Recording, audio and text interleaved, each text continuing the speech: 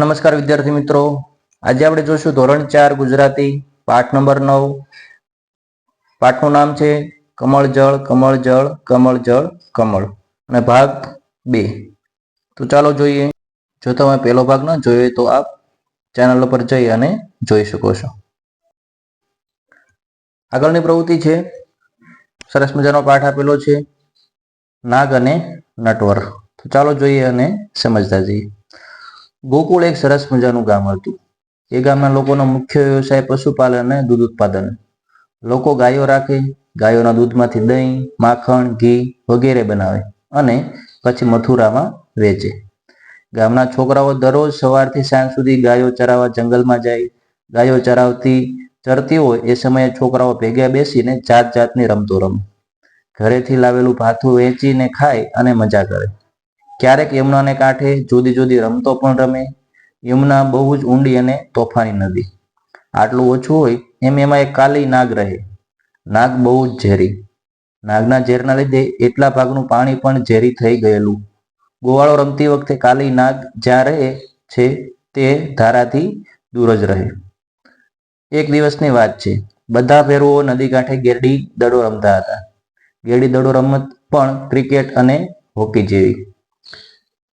કાલી નાગની બીકને લીધે સૌ ભેરુઓ એવો નિયમ બનાવેલો કે જે કોઈ ખેલાડીને લીધે દડો નદીમાં જાય તે ખેલાડી દડો લઈ આવવાનો. તો અહીંયા ગોકુળ ગામ છે એની મુખ્ય વ્યવસાય પશુપાલન અને દૂધ ઉત્પાદનનો હતો.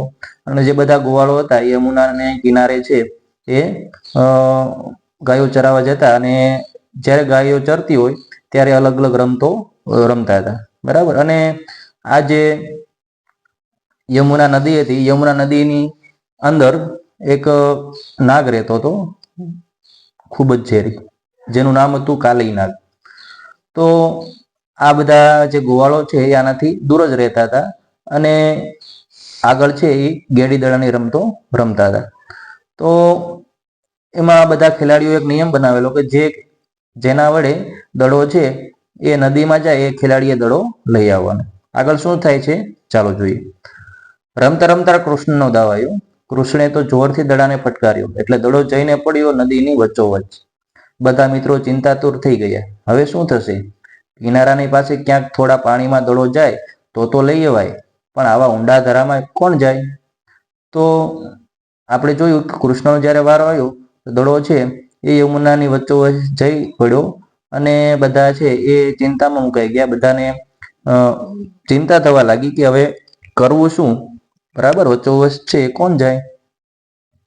એક મિત્રએ કહ્યું, નિયમ એટલે નિયમ, કનૈયા એ જવું જ પડે.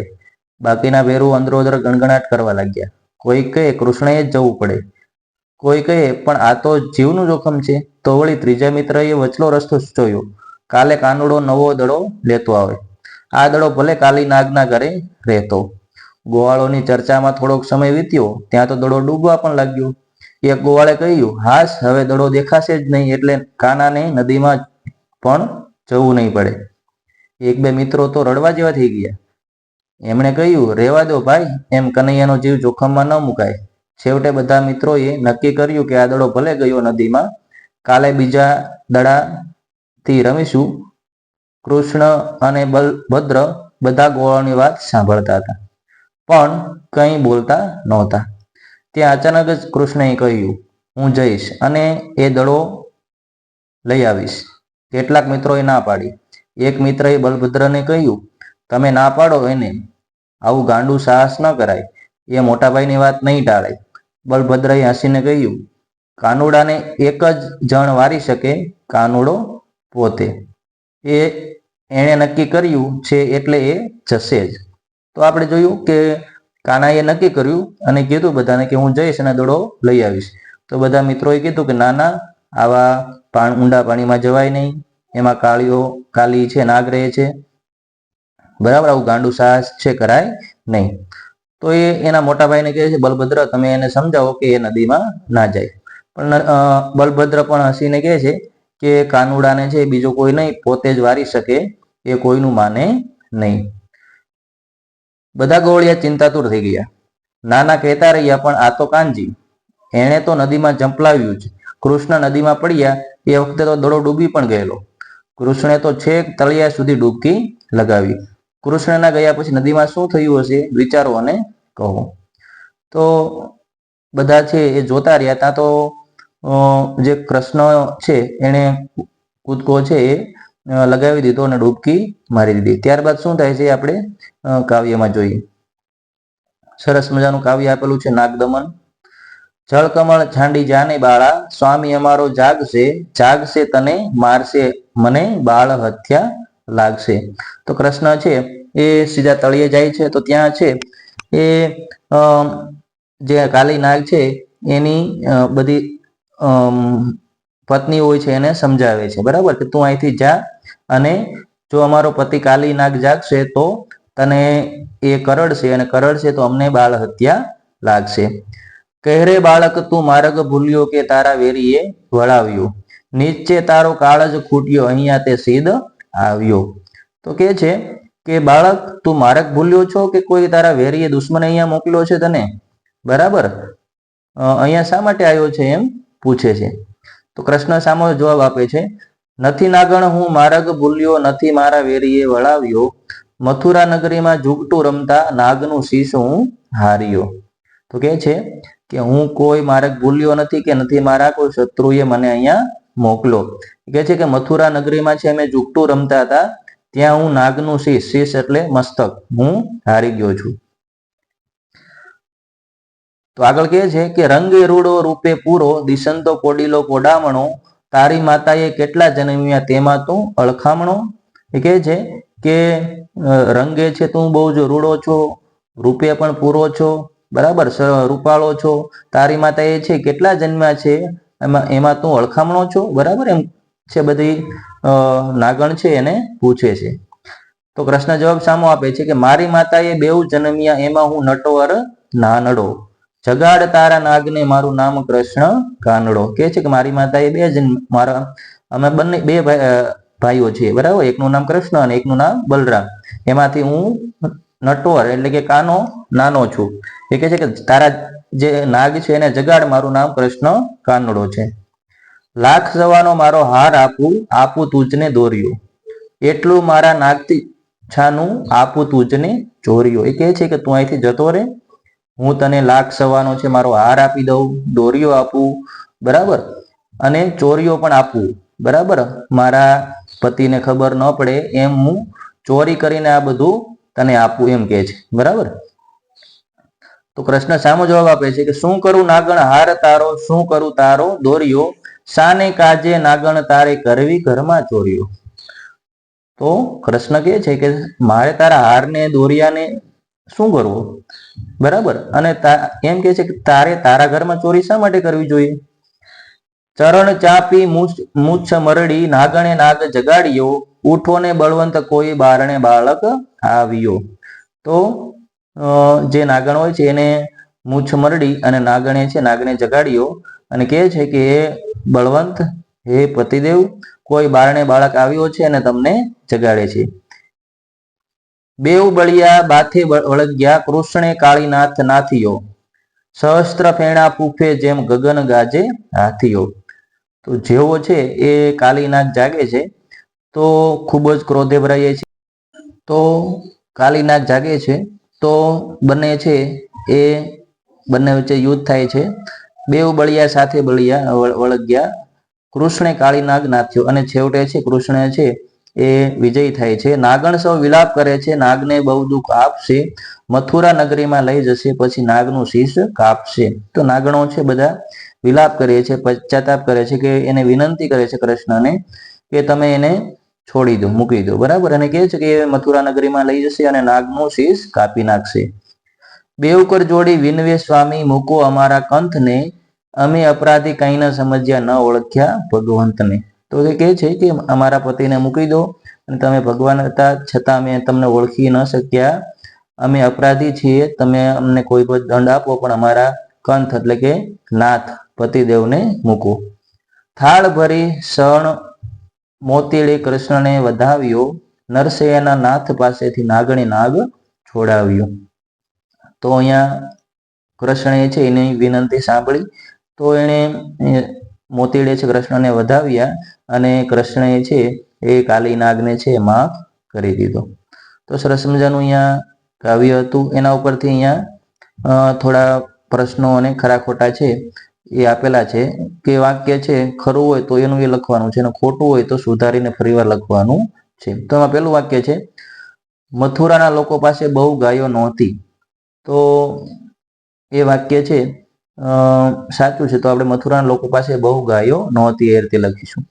દડો લેવા માટે કૃષ્ણ નદીમાં ગયા. તો દડો લેવા માટે કૃષ્ણ નદીમાં ગયા એ પણ વાક્ય સાચું છે. કૃષ્ણના મિત્રો ઈચ્છતા હતા કે કૃષ્ણ નદીમાં જાય. બરાબર. તો એ વાક્ય ખોટું છે કે કૃષ્ણના મિત્રો ઈચ્છતા ન હતા કે કૃષ્ણ નદીમાં જાય. બલભદ્રએ કૃષ્ણને દડો લેવા જવાની ના પાડી. બરાબર. તો એ વાક્ય પણ ખોટું છે કે બલભદ્રએ કૃષ્ણને દડો લેવા જવાની ના કે હા પાડી નહોતી. બધાને ડર હતો કે કૃષ્ણ નદીમાં જશે તો ડૂબી જશે. બરાબર. તો એ પણ સાચું છે. તો એનું વાક્ય આપણે લખી નાખીશું. છઠ્ઠું વાક્ય છે કૃષ્ણે નદીમાં દડો ફેંક્યો હતો. તો એ વાક્ય ખોટું છે. કૃષ્ણે જોરથી દડાને ફટકાર્યો એટલે દડો નદીમાં પડ્યો. એ વાક્ય સાચું છે. સાતમું વાક્ય છે મથુરાના લોકો ગોકુળમાં દૂધ, દહીં, માખણ વેચતા હતા. તો એ વાક્ય પણ ખોટું છે કે ગોકુળના લોકો છે એ મથુરામાં દૂધ, દહીં, માખણ વેચતા હતા. આઠમું છે બલભદ્રને વિશ્વાસ હતો કે કૃષ્ણ નદીમાં જશે જ. તો એ વાક્ય પણ સાચું છે. તો એનું વાક્ય આપણે લખી નાખીશું. 9 નંબર પર છે કાલી નાગ યમુના નદીમાં રહેતો હતો. એ પણ વાક્ય સાચું છે. તો એનું એ વાક્ય લખી નાખીશું. દડો જેવો નદીમાં ગયો કે તરત જ ડૂબી ગયો. તો એ વાક્ય ખોટું છે કારણ કે દડો જેવો નદીમાં ગયો તેના થોડા સમય પછી તે ડૂબવા લાગ્યો. ત્યારબાદ નીચે ઓપ્શન આપેલા છે. કવિતાના આધારે સાચું વાક્ય હોય, બંધ બેસતું હોય તેના સામે ટીક માર્ક છે કરવાનું છે. તો સૌથી પહેલા ધરો છે. તો ધરો છે તો કૃષ્ણએ પાણીમાં ઊંડા ખાડામાં ડૂબકી લગાવી. બરાબર. એ આવશે. ચિંતાતુર. તો ચિંતાતુરમાં છે ગોવાળોને ડર હતો કે નાગ કૃષ્ણને મારી નાખશે. બરાબર. તો જે વાક્યમાં છે આ શબ્દનો બંધ બેસતું હોય, અનુકૂળ હોય એ રીતે એ વાક્યની સામે આપણે ટીક કરવાનું છે. ઝંપલાવવું. કૃષ્ણએ નદીમાં પાણીમાં ભૂચકો માર્યો. જીવનું જોખમ. ગોવાળોને ડર હતો કે કૃષ્ણએ કંઈક થઈ જશે. ભાથું. તો એક ગોવાળ આજે ખાવાનું નથી લાવ્યું એટલે કૃષ્ણના ભોજનમાં ભાગ પડાવશે. તો આ રીતે છે આપણે કરીશું. આગળ છે લાગુ ન પડતો શબ્દ ચેકી વાક્ય પૂરું કરો. બરાબર. અહીંયા જે આ બે શબ્દો આપેલા છે એમાં જે સાચું હોય એ રહેવા દેવાનું છે અને ન ખોટું હોય એના ઉપર આ રીતે છે આપણે ચેકી નાખવાનું છે. તો પેલું વાક્ય છે કે ગોવાળો ગોકુળ ગામ પાસેથી યમુના નદીના કાંઠે રમતા હતા. બરાબર. તો મથુરા અને પાણી છે એ ખોટું છે. તો એના ઉપર આપણે ચેકો મારીશું. 2 નંબર ઉપર છે કૃષ્ણએ દડાને એવો માર્યો કે તે નદીમાં ગયો. તો એમાં નાખીને એને ફેંક્યો. એના પર ચેકો. 3 નંબર ઉપર છે એક ગોવાળને લાગતું હતું કે કૃષ્ણ મોટાભાઈની વાત માની જશે. તો એમાં બધા અને મિત્ર ઉપર ચેકો. કૃષ્ણને ભરોસો હતો કે પોતે દડો લાવી શકશે. તો એમાં ડર અને મોટાભાઈ ઉપર ચેકો. 5 નંબર ઉપર છે કૃષ્ણને પાછા આવવા માટે નાગણોએ વિનંતી અથવા આજ્ઞા કરી હતી. તો એમાં કૃષ્ણને પાછા જવા વિનંતી કરી હતી એ રીતે આવશે. 6 નંબર ઉપર છે નાગણ નાગને સ્વામી કહે છે. બરાબર. તો એમાં કવિ અને સખા ઉપર ચેકો. 7 નંબર ઉપર છે નાગણ કૃષ્ણને સમજાવતા કહે છે કે તને તારા દુશ્મને અહીં મોકલ્યો છે. તો એમાં ધમકાવતા અને ભાઈએ એના ઉપર ચેકો. આગળ છે જોડકા જોડો અને પ્રશ્નોના જવાબ છે બ માં આપેલા છે એ રીતે અહીંયા લખવાનું છે આપણે. તો અ માં અને બ માંથી છે આપણે શોધીને લખવાનું છે કે નાગનું નામ શું હતું. તો અહીંયા આપેલું છે કે નદીમાં રહેતા નાગનું નામ કાલી નાગ હતું. તો જોડકા ટાઈપના પ્રશ્નો છે એ અહીંયા આપેલા છે. તો અ છે એ પ્રશ્નો છે અને બ છે એ જવાબ છે. બરાબર. તો એમાંથી આપણે શોધી અને અહીંયા ખાલી જગ્યામાં લખવાના છે. યશોદાને કોણ ફરિયાદ કરતું હતું. તો યશોદાને ગોપીઓ દરરોજ કૃષ્ણ વિશે ફરિયાદ કરતી હતી. નદીમાં કોણ ગયું. તો કૃષ્ણ દડો પાછો લાવવા માટે યમુના નદીમાં ગયા. કૃષ્ણ વિશે બલભદ્ર શું કહેતા? કૃષ્ણ કાયમ માટે પોતાનું ધાર્યું જ કરે, કોઈની વાત ન માને. કૃષ્ણ માખણ કેમ ચોરતા હતા? તો બધા બાળકોને ખાવા મળે તે માટે કૃષ્ણ માખણ ચોરતા હતા.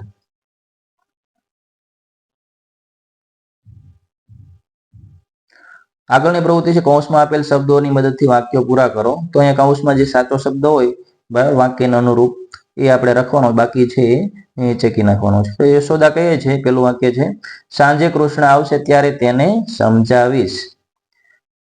2 નંબર ઉપર છે બલભદ્રએ ઘણી રાહ જોઈ પરંતુ કૃષ્ણ ન આવ્યા. ગોવાળોએ આજે ગિલ્લી દંડા રમવાનું નક્કી કર્યું હતું. નિશાળમાં રિસેસનો સમય વધી જાય તો અમને બહુ મજા પડે. હજુ તો છોડ નાનો છે, એકાદ મહિના પછી એને ફૂલ આવશે. બરાબર, તો આ રીતે છે આપણે લખી શકીએ. ત્યારબાદ કૌંસમાં આપેલ શબ્દો જવાબ બને એ રીતે આપણે પ્રશ્ન બનાવવાના છે.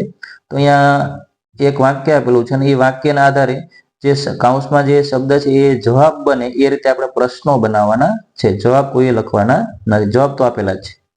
તો આપણે આ રીતે બનાવી શકીએ કે કોણે નદીમાં તળિયા સુધી ડૂબકી લગાવી? તો જવાબ આવે કૃષ્ણે. કૃષ્ણે શામાં તળિયા સુધી ડૂબકી લગાવી? તો નદીમાં. કૃષ્ણે નદીમાં ક્યાં સુધી ડૂબકી લગાવી? તો તળિયા સુધી. કૃષ્ણે નદીમાં તળિયા સુધી શું કર્યું? તો ડૂબકી લગાવી. 2 નંબર પર છે ગોવાળિયા કનૈયાનો જીવ જોખમમાં મૂકવા માંગતા નહોતા. તો કોણ કનૈયાનો જીવ જોખમમાં મૂકવા માંગતા નહોતા? તો ગોવાળિયા. ગોવાળિયા કોનો જીવ જોખમમાં મૂકવા માંગતા નહોતા? તો કનૈયાનો. ગોવાળિયા શું જોખમમાં મૂકવા માંગતા નહોતા? તો કનૈયાનો જીવ. 3 નંબર છે બાળકોને શાળામાં ગીતો ગાવાની મજા આવે છે. પહેલા જવાબ લખો પછી પ્રશ્ન બનાવો. તો અહીંયા આપણે ગીતો ગાવાની, બાળકોને અને ગીતો એ જવાબ છે એ રીતે બને એ રીતે આપણે પ્રશ્ન બનાવવાનો. તો પહેલો પ્રશ્ન બને કે બાળકોને શાળામાં શાની મજા આવે છે? તો ગીતો ગાવાની. કોની શાળામાં ગીતો ગાવાની મજા આવે છે? તો બાળકોને. બાળકોને શાળામાં શું ગાવાની મજા આવે છે? તો ગીતો.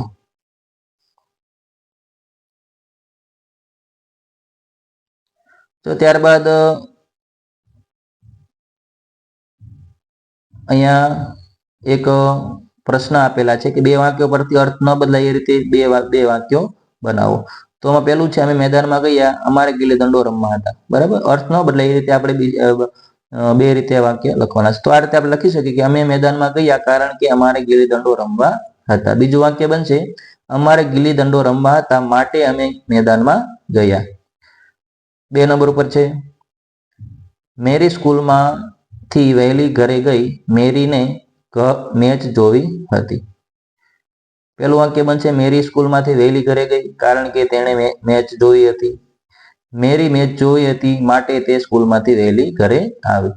3 નંબર ઉપર છે હું રાત્રે મોડે સુધી જાગું છું. રાત્રે દાદા અને દાદી મને વાર્તા કહે છે. તો એનું પેલું વાક્ય બનશે કે હું રાત્રે મોડે સુધી જાગું છું કારણ કે રાત્રે દાદા મને વાર્તા કહે છે. બીજું વાક્ય બનશે રાત્રે દાદા મને વાર્તાઓ કહે છે માટે હું મોડે સુધી જાગું છું. અમે કેવડિયા ગયા, અમારે સ્ટેચ્યુ ઓફ યુનિટી જોવું હતું. તો પેલું વાક્ય બનશે કે અમે કેવડિયા ગયા કારણ કે અમારે સ્ટેચ્યુ ઓફ યુનિટી જોવું હતું. બીજું વાક્ય બનશે અમારે સ્ટેચ્યુ ઓફ યુનિટી જોવું હતું માટે અમે કેવડિયા ગયા. 5 નંબર ઉપર છે છોકરા મેદાનમાં ગયા, ભેગા થયા, તેમણે કબડ્ડી રમવાની હતી. તો છોકરા મેદાનમાં ભેગા થયા કારણ કે તેમણે કબડ્ડી રમવાની હતી. બીજું વાક્ય બનશે છોકરાને કબડ્ડી રમવી હતી માટે તેઓ મેદાનમાં ભેગા થયા.